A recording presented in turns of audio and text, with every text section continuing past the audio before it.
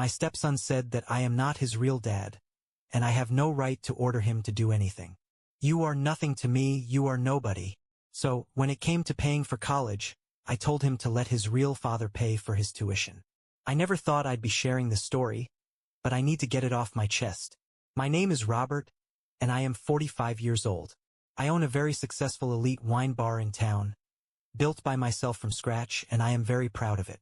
That bar introduced me to someone 5 years ago, or so I thought at that time. Melissa was a bookkeeper I had hired to help manage the financial side of my business. She was smart, efficient, and had a quiet elegance that intrigued me. She wasn't just good at her job. She had a warmth about her, something that made late nights going over financial reports a little less tedious. At first, we kept things professional. She was new to the team, and I didn't want to overstep. But as weeks passed, I found myself lingering in her office a little longer, coming up with excuses to check on her work, just to be near her. Eventually, I made the first move. "Let me take you to dinner," I said one evening after we'd finished reviewing the books. She hesitated a moment, then smiled. "Are you asking as my boss or as a man?" "As a man." That dinner turned into another, then another, and before I knew it, we were talking about a future together. Everything seemed perfect. Melissa was attentive. Her son Ethan was polite and well-mannered, and I felt like I had finally found the family I'd always wanted. 1 year into dating, we got married, and Melissa and Ethan moved into my house. At first, everything went really well. I just dove headfirst into being the best stepdad I could be. I took Ethan to sports games, helped him with school projects, made sure he had everything he needed. I paid for family vacations, bought him all the latest sneakers he wanted, and did my best to give him the type of life I wish I had when I was his age. He would see his dad from time to time, which, if I am being frank, I was never fully comfortable with, knowing what I did about the past. From what I knew, Kevin used to practically burn down their old apartment multiple times while drunk, which is why he lost custody in the first place. But Melissa had insisted it was important for Ethan to maintain that connection, and that his father had gotten sober. "He's still his father," she'd say whenever I voiced my concerns. "Ethan needs to know his dad still cares about him." The one time I saw Kevin at a school event, he didn't appear sober to me. There was something about the way he swayed slightly while standing still, the way his eyes couldn't quite focus. But I kept my mouth shut. After all, who was I to interfere? I was just the stepfather, right? God, if only I had known then what I know now. If only I knew then my wish to be the perfect stepfather may have blinded me from what was really going on. But hindsight is 20/20, right? And the real trouble hadn't even begun. Not even close. Before I knew it, time flew, and it was Ethan's 18th birthday. Both his birthday and graduation were looming, and that had him walking around the house like a nervous wreck. He would always say, "What if something goes wrong? What if people don't come? What if this isn't perfect?" One evening, finding him overthinking, I put my reassuring hand on his shoulder. "Hey, everything's cool," I said to him. "As a matter of fact, I've got a brilliant idea. Why don't we hold your party at the bar? We can reserve the best section in the house." Instantly, his eyes lit up. I knew my wine bar had become a hotspot in town, and Ethan had been dying to show it off to his friends. "Really?" he said, already reaching for his phone. "Oh my God. My Instagram is going to be insane. Everyone at school is going to be so jealous." I flung myself into preparations. I wanted everything to just be so perfect for him. I even took him shopping for a designer suede sleek black number which made him look like a junior businessman. He looked every inch like a young professional in the suit. I nodded to indicate my approval. "How many guests do you think you are going to invite?" I asked one evening as we were going over the details. He fiddled with his phone and seemed for a moment to hesitate. "About 30 people." "Great.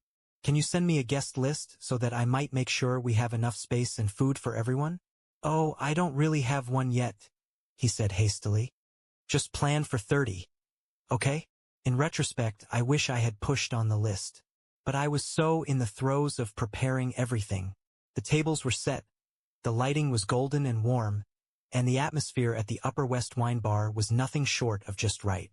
It had been transformed into the perfect venue for an 18-year-old's birthday. Sophisticated yet young, with a select menu of virgin cocktails and hors d'oeuvres. Ethan looked smashing in his tailored black suit, standing near a cluster of his friends, laughing and taking snapshots. Melissa's family was there, mingling with his classmates, and all seemed to go smoothly. And then he walked in. I immediately recognized Kevin even before he opened his mouth. He swayed slightly with each step, uneven, with eyes that were glassy. He was drunk. "I'm here to wish my son a happy birthday," he declared loudly, drawing attention from the guests. I was sitting next to Ethan when his father stumbled toward our table, his gaze landing on me with pure contempt. "Get up," he slurred, waving his hand dismissively. "That's my seat. I'm his real father, not you." I kept my voice calm and measured. "There is ample seating with the other guests at the next table. Why don't you join them?" "No." This time his voice was sharp, almost growling. "This is my place. You need to leave my place. Who do you think you are?" I looked to Melissa to intervene, to do something, anything to diffuse the situation. But she sat there, her face pale, staring down at her hands as if they held the answers to all her problems. I took a deep breath and steeled myself. This was Ethan's night. I was not about to let it get completely ruined when I could prevent it. "Let me be crystal clear," I said, my eyes deadlocked into Kevin's. "You have two options: to have a seat at the next table with the other guests or to have security escort you out." His face contorted with anger.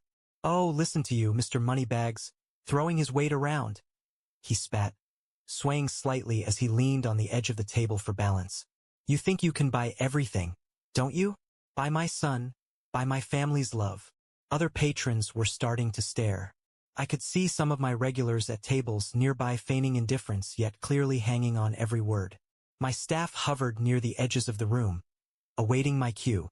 "You just waltz in here with your fancy bar, your big house," Kevin spat on, the pitch of his voice rising with every sentence. "Think you can replace me just because you've got money? Well, guess what, you can't buy family." With that, before anyone could react, he reached out and pitched a plate of charcuterie onto the floor. The crashing of glass hit the sudden, dead silence of the bar.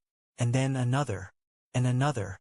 Fine cheeses and cured meats splattered across the expensive marble flooring. A bottle of imported sparkling water tipped over, spilling across the polished wood of the bar. I caught my security team's eye and gave a subtle nod. They moved in smoothly, professionally, just as they'd been trained. "Sir, it's time for you to leave," the head of security said firmly, taking Kevin's arm. I watched them walk him out, his drunken protests sliding into slurred, incoherent screams that bounced off the hall until the front door swung shut behind him. Silence. Then, gradually, the murmur of the guests picked up again. I rose and donned the brightest owner's smile. "Really sorry about this, ladies and gentlemen. Please let the evening go on. Drinks are on the house." It didn't ruffle the feathers of the regulars, who were used to it. After a few minutes, they went back to their conversations. But at our tables, Ethan's friends and family sat there. The whispers were constant. I could see them shooting glances at Ethan, at Melissa, at me. The story would be all over social media by morning. Ethan sat, ramrod straight, moving the food on his plate around. The sleek suit that had made him look so grown-up earlier now seemed to swallow him, making him small and vulnerable. The Instagram-perfect party he had dreamed of had quickly turned into a nightmare. After about an hour, he grumbled, "I have a headache. Can we go home?" The party was soon over after that. People made polite excuses, but I could hear them whispering as they left. "Poor Ethan. Did you see his dad? Can you believe what happened?"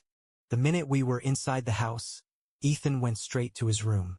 I followed the girls upstairs and then went in his room to talk with him, to say something. The next morning, the morning after the disastrous birthday party, Ethan came down to breakfast with circles under his eyes. He took his chair, his eyes looking down into his lap. "How are you feeling, buddy?" I asked softly. "Fine," he grumbled to his cereal bowl. And that was that. One word. The days to follow were like living in some sort of ghost house. Ethan, energetic and chatty, became practically a stranger. Every time I entered some room where he was talking to Melissa, he'd shut down, like someone had hit a mute button. One evening, when Ethan had gone to bed, I tried bringing it up with Melissa. "Don't you think we should do something? Maybe get him to talk to someone?" She waved a hand dismissively. He's fine. He's just processing what happened. Give him space. But it wasn't fine. None of this was fine. Despite the tension in our household, we all attended Ethan's graduation ceremony. Melissa and I sat in the audience, and I clapped until my hands hurt when they called his name. He looked great in his cap and gown, and for a moment it seemed to me as he glanced our way and smiled maybe things were finally getting better. Of course, we held a party later in the house. I knew I needed all of his favorites, their truffle fries, steak sliders, the little crab cakes he would constantly be swiping from the back of the kitchen in the bar, even the outrageous 3-tiered chocolate cake that really should have taken at least a week to get correct. His classmates came over, and for a while, the house was filled with laughter and excited chatter about college plans and summer vacations. For a few hours, everything felt almost normal again. Ethan was smiling, talking, looking like his old self. I started to relax, thinking maybe we had turned a corner. Then his phone rang. Ethan went out into the hall to answer it, and when he came back a few minutes later, there was something different in his face. A quiet resolve. He came to me directly for the first time in days with any degree of willingness. "My dad's coming over," he said. "He wants to congratulate me on graduating." My stomach dropped. "Absolutely not," I said without a second's hesitation, the fresh memories of his birthday disaster still fresh. "Ethan, think about what happened at your birthday. He showed up drunk, caused a scene, destroyed property. That was your fault?" Ethan cut me off, his voice rising. "None of that would have happened if you had just moved and let him sit down. He's my real dad. You should have just stepped aside." I stood there, feeling like I had just been punched in the gut. All this time, after days of silence, this is what he had been thinking? That I was the one to blame? I turned desperately to Melissa, hoping for once she would say something, just step up and be the mother Ethan needed. "Melissa, please," I said. "Tell him how inappropriate his father's behavior was at the birthday party." But she sat there, looking at her hands as if they held the secrets to the universe. The same silence. The same cowardice I had witnessed at the wine bar that night. Something inside me snapped. 5 years of being the perfect stepfather. 5 years of treading on eggshells. 5 years of making excuses for everyone else's behavior. 5 years of swallowing frustration. And it all came pouring out. "Listen to me, Ethan," I said, clear but firm. "That was my wine bar. I set that whole party up for you. I got you that damn designer suit you wanted. I did absolutely everything to make that night. And your dad? He arrived drunk, publicly shamed you, and now has property damages. He did not even get you a present, Ethan. What he did was bring chaos and embarrassment." In an instant, Ethan's face turned from angry to furious. Ethan's face went from angry to absolutely furious in an instant. "Oh my God, here we go again," he shouted, throwing his hands up. "It's all about the money with you, isn't it? I paid for this. I bought that you think because you have the money, you can control everything." He spun around to face his classmates, who were standing awkwardly in the living room, obviously wishing they were anywhere else. "My real dad will be here soon," he said with a bitter laugh. "It'll be nice to finally have a normal person here instead of this." He gestured to me as if I was some filth he had stepped on. "Your father is not coming into this house," I tried to say, modulating my voice against the rise of anger and hurt inside me. "Not after what happened at the bar." That was when Ethan totally lost it. His face flushed red, and he began yelling at me in front of all the guests. "You're not my dad," he shrieked. "You're nothing to me. You're nobody. Who do you think you are to tell me what to do? Keep your nose out of my life. You're just some guy my mom married for his money." The room fell dead silent. I could see his friends fidgeting uncomfortably, some checking their phones, others fascinated by the ceiling. Ethan turned back to them, his voice dripping with venom. "Let's get out of here. I don't want to celebrate in his house anyway." He emphasized the word his like it was something filthy. His friends quickly filed out, no one making eye contact with me. The front door slammed so hard the windows rattled. I stood there, alone amidst my own apartment, surrounded by abandoned food and scattered plates, hit by a virtual truck. This had to be it. It had to have been enough that finally, at last, Melissa would say something. She would have to rise to my defense after this. Wouldn't she? Melissa cleared her throat. When she spoke, she was cold, detached. You had no right to throw the house and money in his face like that, she said flatly. You didn't need to remind him this is your house, that your money pays for everything. That was low. I stared at her, seeing her for the first time. You've got to be kidding me right now? Where were you when your ex was hurling plates across my wine bar? Where were you just now when your son stood up in front of his entire graduating class and started screaming insults at me? Melissa just shook her head, as if I was the crazy one. You're the adult here, she snapped. You should know better than to get into an argument with a teenager.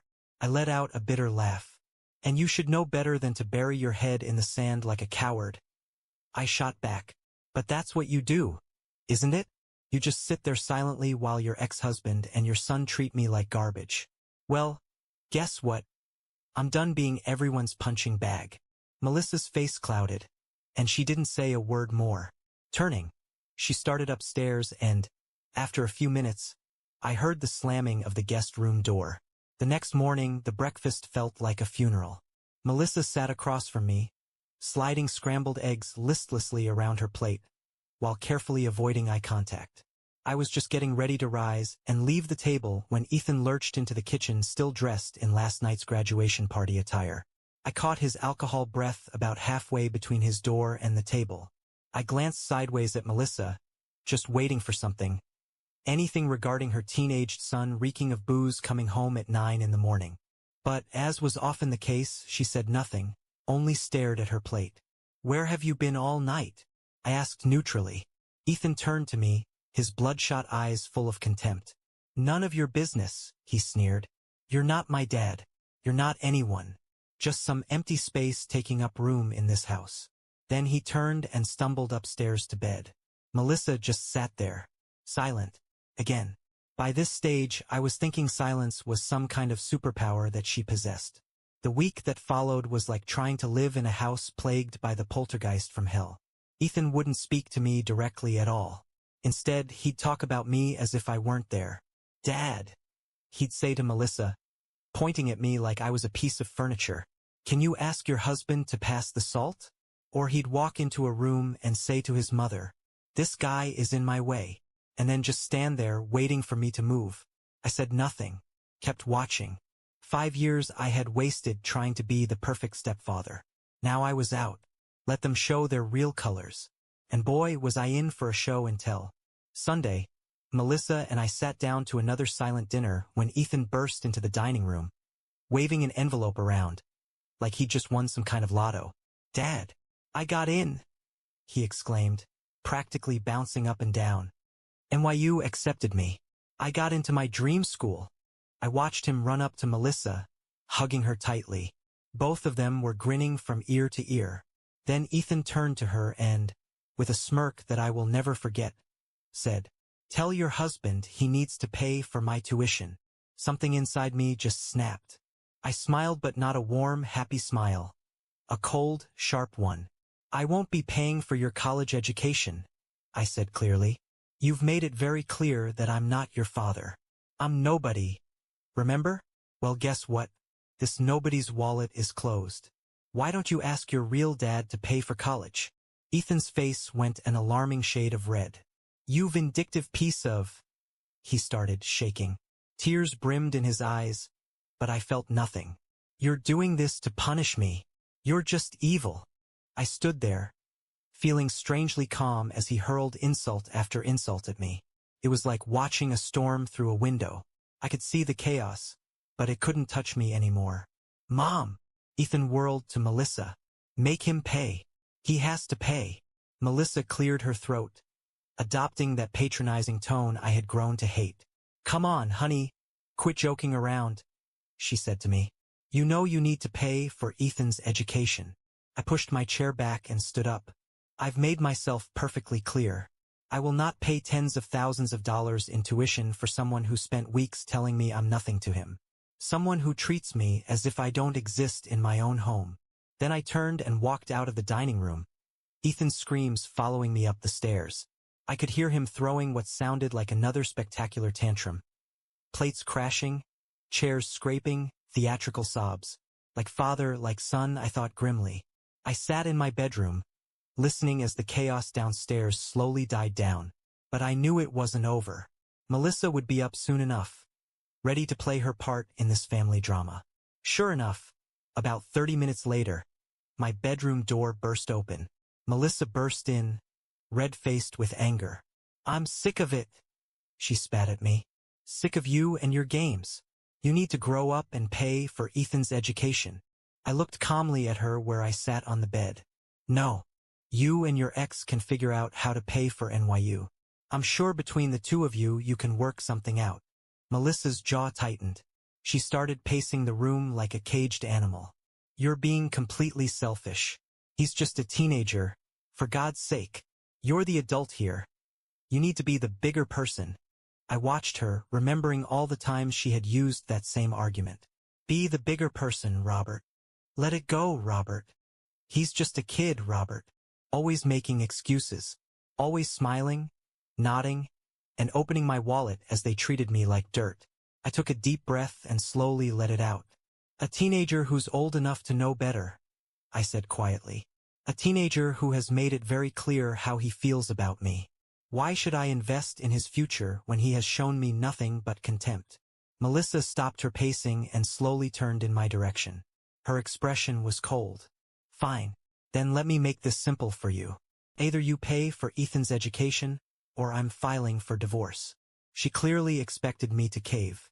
To break down, cry, or beg her not to leave. To pay instantly. That is what the better of man would do, right? I shrugged. "Okay. Get divorced." The expression on her face was almost comic. Her mouth opened and closed a few times, but words wouldn't spill out. Apparently, she had not expected me to call her bluff. "I will call my lawyer first thing in the morning," I said, my voice firm. "Until then, you and Ethan can start finding yourselves a new place to live." Melissa said nothing but stood looking at me, almost for the first time. Finally, with no words said, she turned and left out the door, closing it quietly behind her. The next morning, I came downstairs to find Ethan already at the dining table, waiting for me like some sort of ambush. The scene was perfectly staged. Ethan with his red-rimmed eyes, Melissa with her carefully practiced look of concerned authority.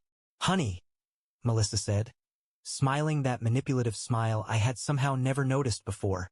"We've all had a chance to calm down and think about things." Ethan nodded profusely, like a well-bred puppet. "We all just overreacted yesterday," he said, his voice dripping with honey. I stood in the doorway, feeling a strange sense of clarity wash over me. It was like I was seeing them both for the first time. Really seeing them. Melissa kept going, her voice taking on that reasonable tone she always used when she wanted something. "We're family. Families fight, but they also make up.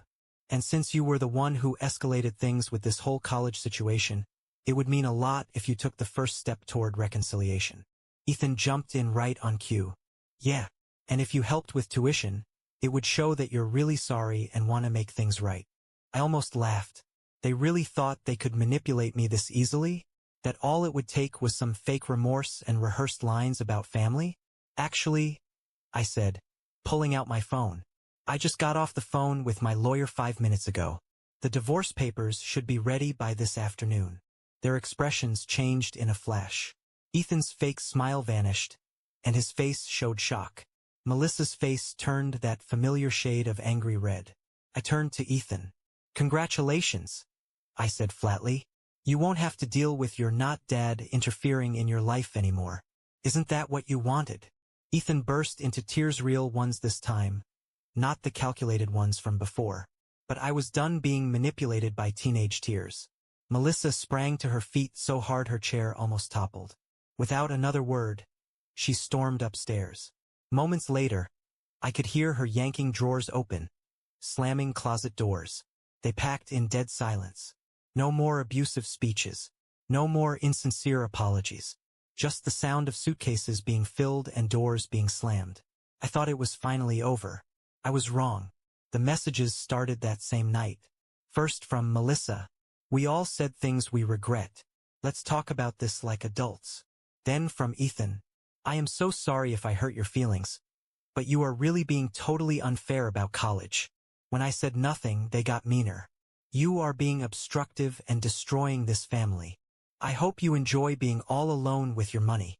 You'll be sorry later when you are old and alone with nobody. I said nothing. The divorce was quick since I had made sure there was a prenup. Naturally, Melissa tried to fight it, but my lawyer took care of it quickly. She got nothing. Not a penny of my wine bar's profits. Not a dime of my savings. I still hear things about them sometimes through mutual friends. They're living in a small apartment across town. Ethan couldn't afford NYU and is now working at a mall somewhere. Melissa is struggling to restart her accounting career, but it's not going well. I have since then redecorated the house, gotten rid of all the furniture that reminded me of them. The place feels bigger these days, lighter somehow, or maybe that's just me.